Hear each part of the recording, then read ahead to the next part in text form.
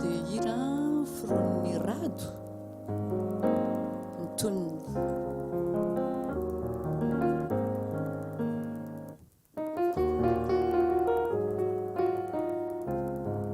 fa mandeha zay dia afatatrareo ko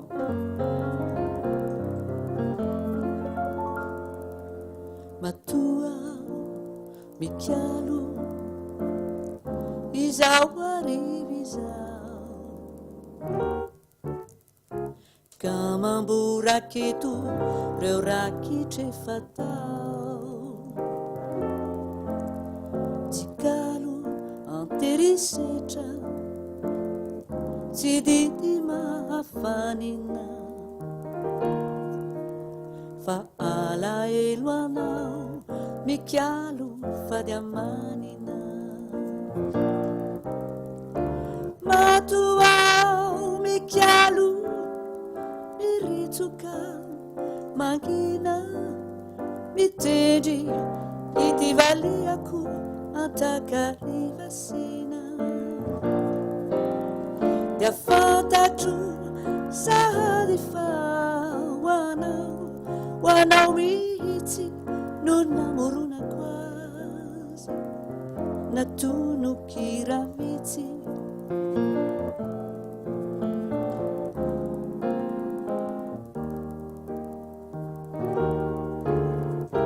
ka mamboraketo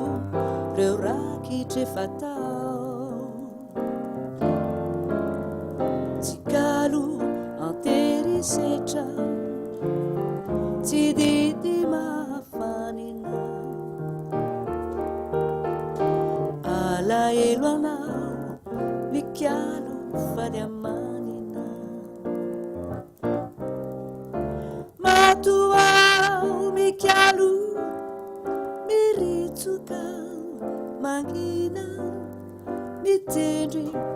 ity valiako antakarivasina dia fantatro sady fa hoanao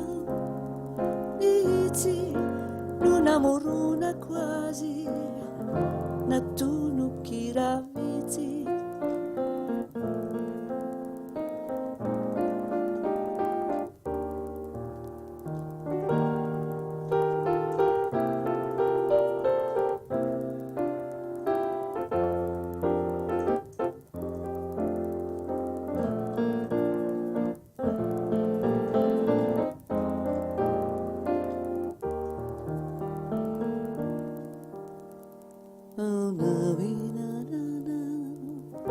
Mikalo